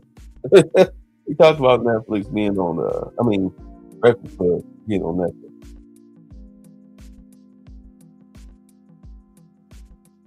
Yeah, like CNN made you think that you were a star. And now that you're off CNN and you open up a YouTube channel, you finding out just who really gives a damn what you got to say, and you were sitting in the spotlight of mainstream media. You on the sad route of Melissa Harris Perry.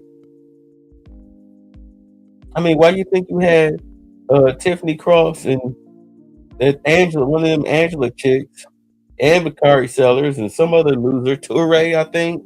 Toure. Mr. White people can call you the N-word if you work for ICE. Like, bruh. Woo!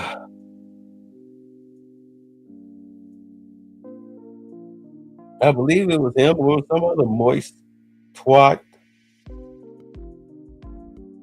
who called themselves mad because Mark Lamont Hill got agitated on the Joe Budden podcast, which dwarfs their podcast, destroys their podcast. Like, you can understand Mark Lamont Hill is an unhireable too. People got sick of his stuff too. They got them a new Negro.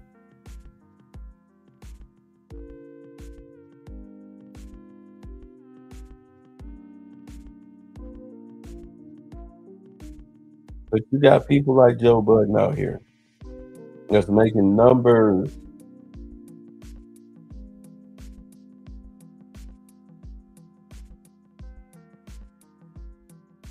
You got to have personality and charisma if you want to make it on YouTube as a podcast. Like Flat Out. You got to have a voice, that people find melodious. And at least have some solid opinions about what you're talking about. For the most part. But everybody has their corner.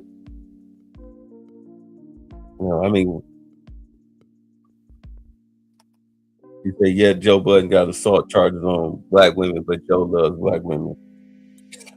Okay.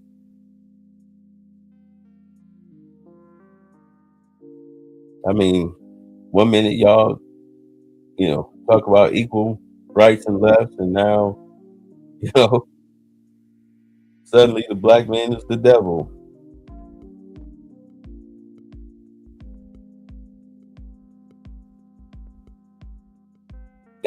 Unlike Corey Holcomb, we know Corey Holcomb did that shit. It's on video. Got right up in that woman's face and mushed her. Dude got the swinging on him. All he could do was trying to wrestle the man to the ground. Dude was wailed on him. Clack, crack, crack, crack, crack before, Corey was able to manipulate his shirt. He got in at least a good 2, 3, 4 good shots.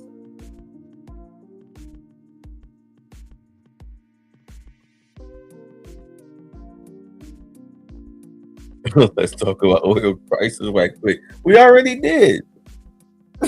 You came in late. Why you think Trump is on the screen? The press conference is over. That's just a still image instead of the black screen that they had. You late. They'll be all right. They'll be going down in a minute. That's just bottom line of it. No, but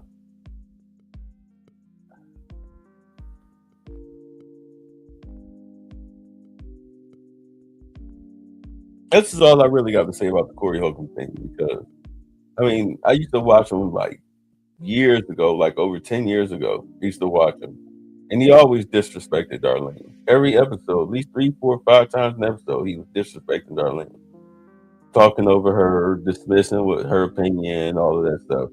That's just par for the course with Corey Holcomb. Why she stay, I don't know. That's one loyal bottom chick, I can tell you that much. Or maybe it just don't bother her. She just realized, she's living better than him. And she ain't worried about it because apparently she was very smart with her money. They say she's chick owns like 2 houses or something like that. She's doing pretty good.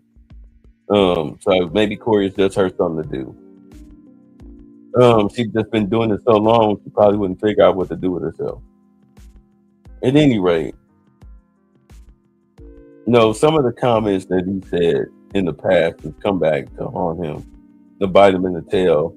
And I mean, whether he was joking or not, we know that, you really don't joke about kids, especially in a sexual manner. Like that's crossing the line. You want to tell a joke, But I mean, you want to tell a joke on a kid, tell a clean joke about a kid. Don't joke about a kid if you're joking or even discussing a child in a sexual manner. That's going to come back and bite you in the ass. And sure enough, if it didn't. So he thinks the people that are in the comment section are bots, but that's not true. The audience turned against you. Just like Hassan Piker. That's Shank's nephew's name, if I'm not mistaken, Hassan Piker. Is that right? Or was it Mehdi Hassan? Whatever. His audience turned against him with that whole dog shocking situation. And now they're turning against him on this communist situation.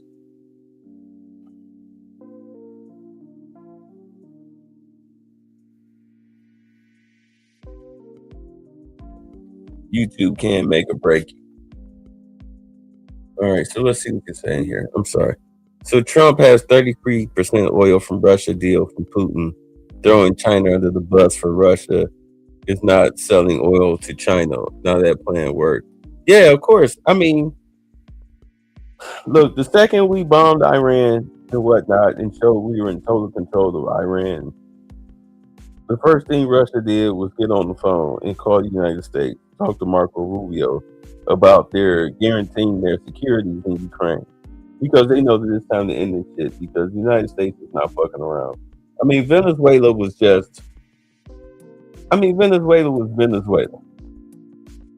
That was nothing.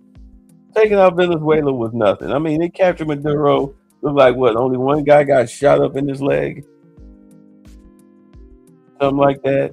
They were in and out before, a 4-course meal was cooked and ready to be eaten.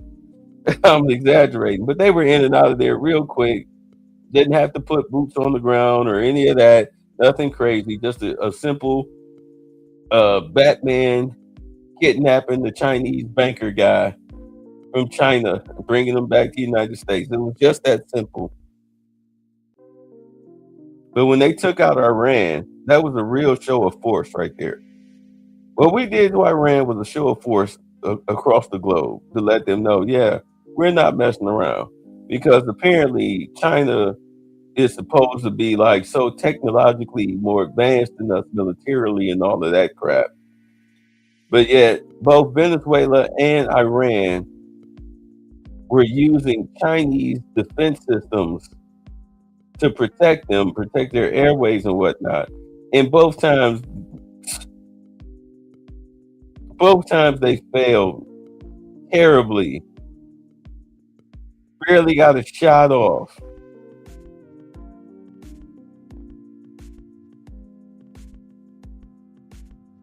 We're blowing our own planes out of the sky.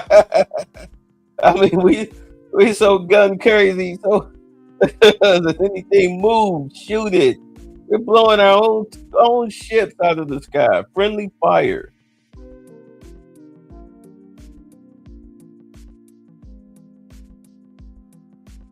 Iran's little plan to wipe out all of the neighboring countries surrounding them as in a total annihilation.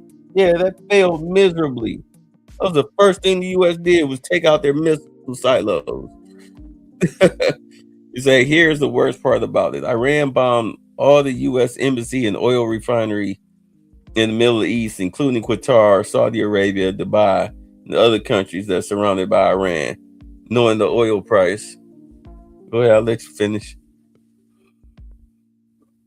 because it failed. It fizzled out. That's why that was the first thing that they attacked was their weapons depots. They knocked out the majority of their silos, and whatever didn't get touched, they hit the button, hit the button, hit the super button. They hit the super dark red button, big shiny, big as a dinner plate. They hit that button and did nothing but have a fireworks display. There was nothing left. Brought to you by China.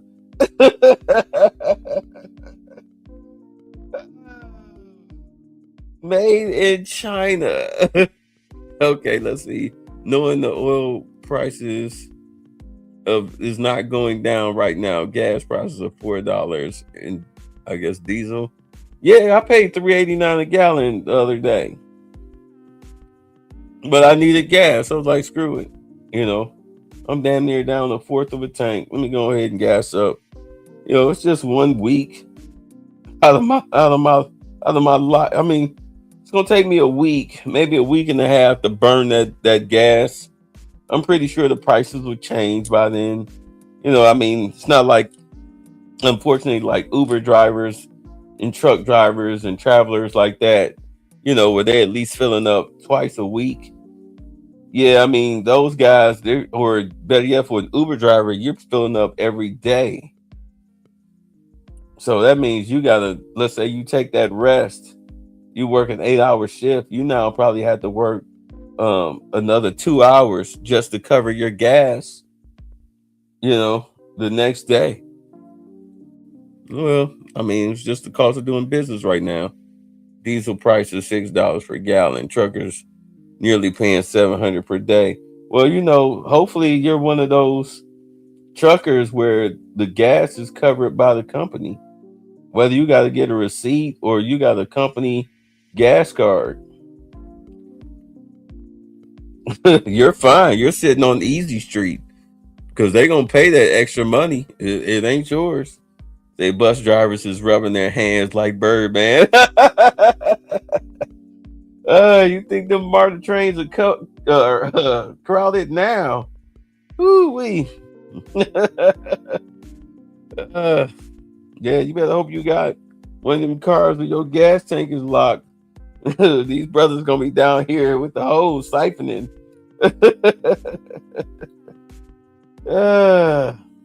Gotta get that charger on the road. No, but I ain't worried about it. Like you said earlier, the straight, they about to have that sucker back on. Oh yeah, that's what I meant to say. I meant to add that on concerning the Straits and the EU and how they want to play like they didn't want to get involved.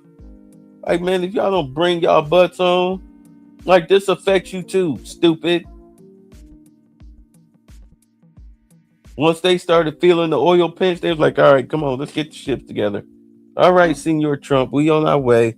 Oh, now you want to play ball. Now that they're stopping ships from going through the strait, now, and you're not getting your oil, now you want to send ships out here. Like I told you to. You think I told you that this was going to happen. Why are you not listening to me? We have some of the best military strategists in the world working for us. And I'm telling you, hey, you need to let us get some of your bases. You don't have to fight, but let us get some of your bases. And looks like they still got some missiles left. They're attacking the strait. We need y'all to get some battleships out there to protect those oil tankers and take out, their bunkers. I mean, that's a no-brainer. There shouldn't have been no type of pause on that. That's why you paying 5%. That's why you paying 5% for NATO. So when I call you, you got the money, run your ass. You know what I'm saying? Actually, they already took out discounts, so there's no discount for diesel prices, but truckers are good for the long term. Yeah, I ain't worried about the truckers. Truckers gonna be straight. You know what I'm saying? companies are definitely going to reimburse them if they're on that type of system, or they got the gas card system or whatnot. They'll be fine. They'll be fine. The corporations will feel a pinch. There might be a hiring freeze until those prices come down, but them goods got to get across the states, bro. They got to get where they got to get. This is the cost of doing business.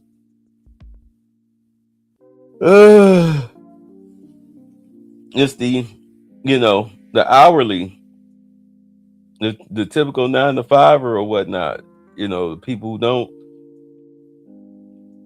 make that type of money, you know what I'm saying? They're the ones that's really gonna feel the pinch, but they'll be all right. They'll be all right. In all honesty, if I was Trump, I'd tell these people, look, save your gas receipts. Like, so starting from where are we in March? Like, starting from March, I find whatever date that happened.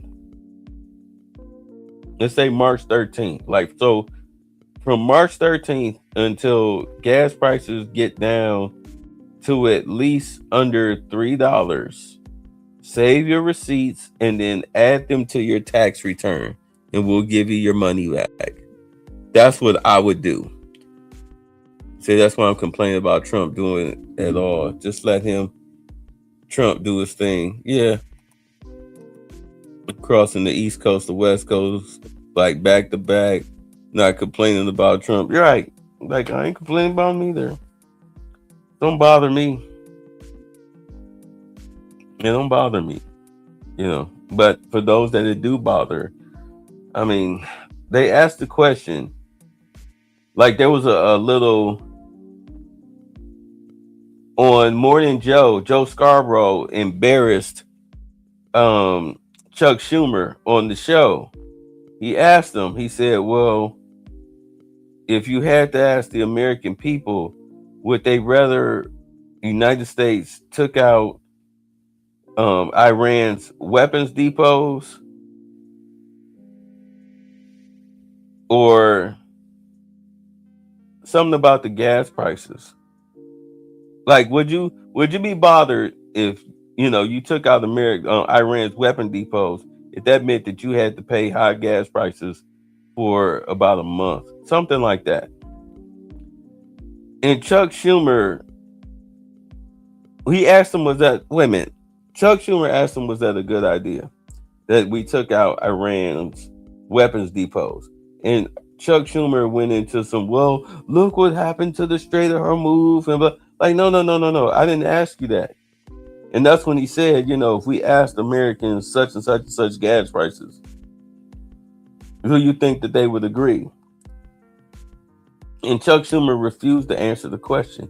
And Morning Joe just kept throwing at him in different ways. Like, dude, I think you're intentionally dodging answering the question. Like, are you telling me that you aren't happy that we took out Iran's, defense forces, their military capability? You tell me you're not happy we did that? And it turned into like a little pissing match between Scarborough and Chuck Schumer. Chuck Schumer looking every bit like an a-hole. Just like when Hakeem Jeffries get up here and talk about the Democratic shutdown, their second temper tantrum. And within 6 months?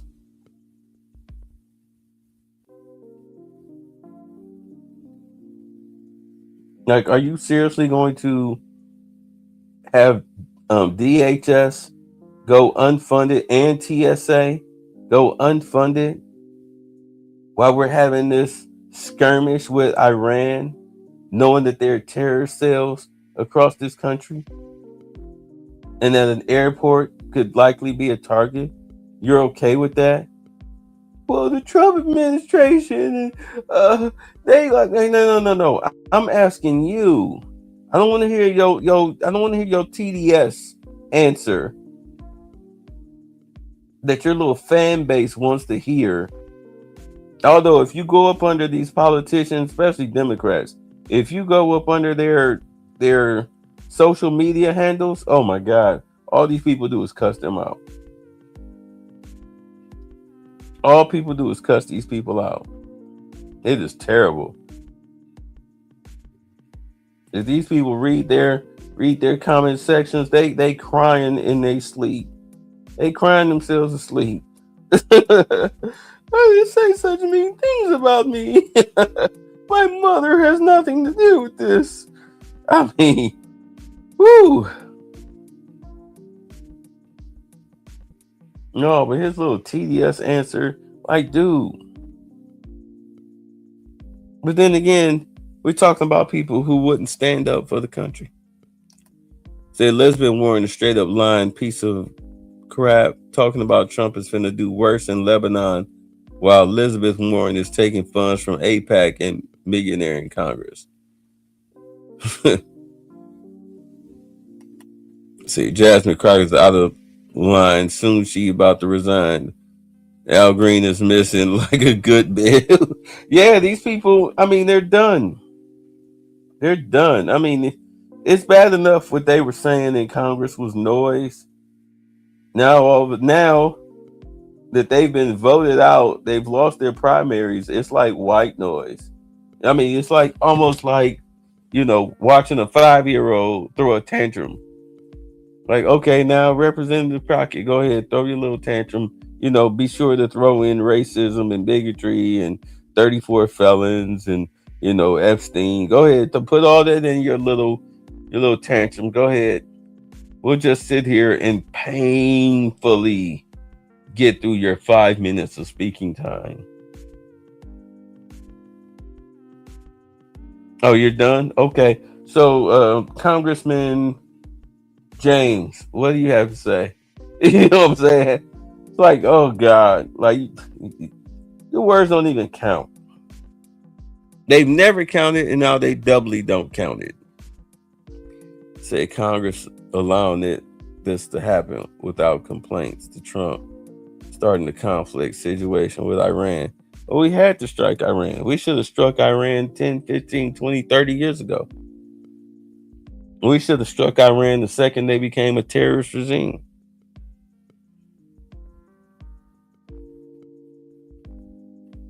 Only now it's a problem. Why is it a problem now? You know why it's a problem? Because you have people in this country that are trying to push Islamist regimes across the country, communist regimes across the country. It's just ridiculous how you just sit back and watch and look at exactly how they're trying to do it.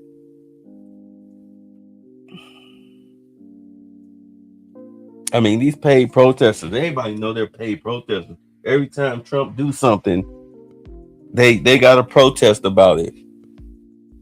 If he wiped his ass twice, they would protest that he used the second wipe. You know what I'm saying? It should have not while in $40 trillion debt. We'll be all right because the Supreme Court, the whole tariff situation, that was Trump trying to use a shortcut. And the Supreme Court said, no, we don't want you to use the shortcut. So he's like, fine, I'll do it how I should have done it to start with, but I just thought that this would be easier. And as far as allocating the tariffs, and even like Scott Bessent said, yeah, we got countries that called us up immediately and said, we want to stick with our original deal, our 25% tariff. We want to, whatever it was, we want to stick with that. We don't want to change it because they already have billions, if not trillions, but billions of dollars tied up into moving factories here in the United States. Contracts have been signed. Groundwork has been broken. And like Trump said, I can make the tariffs much worse now. I have the freedom to do that. That's why they was like, screw that. I'm sticking with what you gave me. We signed paperwork on that. We ain't worried about that money that you had already accumulated. You don't have to return it because we're sticking to the same deal. We'll just sign new paperwork stating exactly what you said, only under a different tariff name. Same conditions apply, different management name.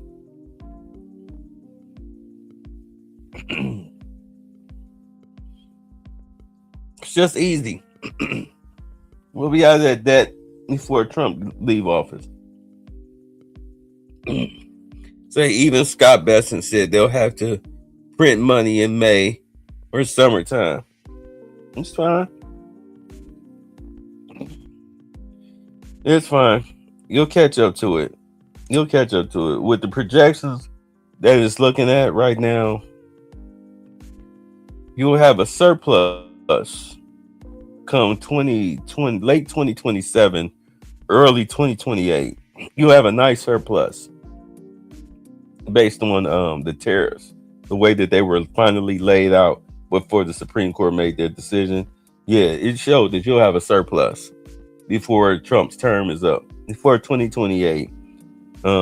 As far as whether it's over or not, you should have a nice surplus, barring any type of financial situation. Plus, with all of the fraud, like you see when I was on here last week, how he made JD Vance, the fraud czar. And that's going to be JD Vance's, that's going to be his golden ticket into the presidency, is eliminating all the fraud. Nothing American citizens like more than people going to jail for stealing money, especially a politician. Oh, they're gonna remember that. They're gonna remember that. Like, yeah, Nick Shirley, and JD Vance.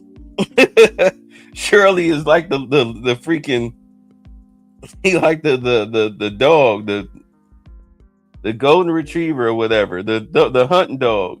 There it is. There's the fraud. Here's the fraud. That's Nick Shirley.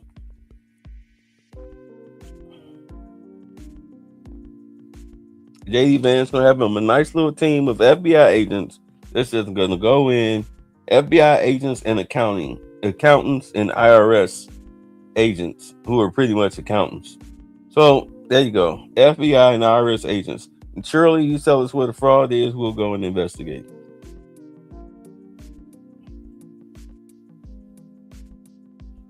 People gonna eat that crap up. 2028, that's gonna be his golden ticket right into the White House. Outside of the Democrats not having a viable candidate.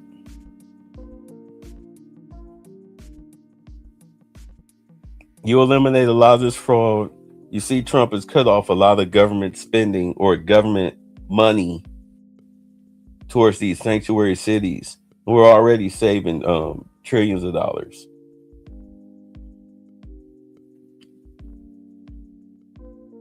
Just totally cut them off and running an audit on all of that money.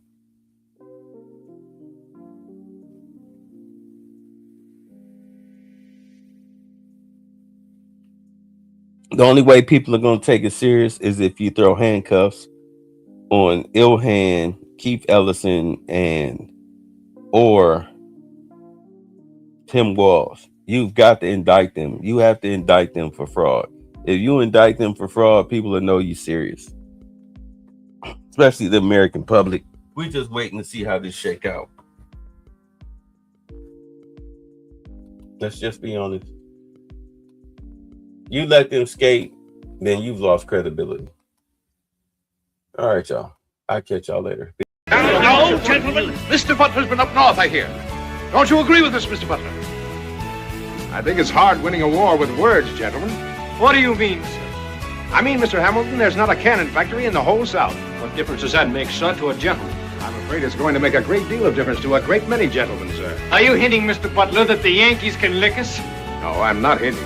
I'm saying very plainly that the Yankees are better equipped than we. They've got factories, shipyards, coal mines, and a fleet to bottle up our harbors and starve us to death. All we've got is cotton and slaves and arrogance. That's treachery! A problem figuring out whether you're for me or Trump, and you ain't black. Right. Hi. Thanks for the fun. Get the fuck out!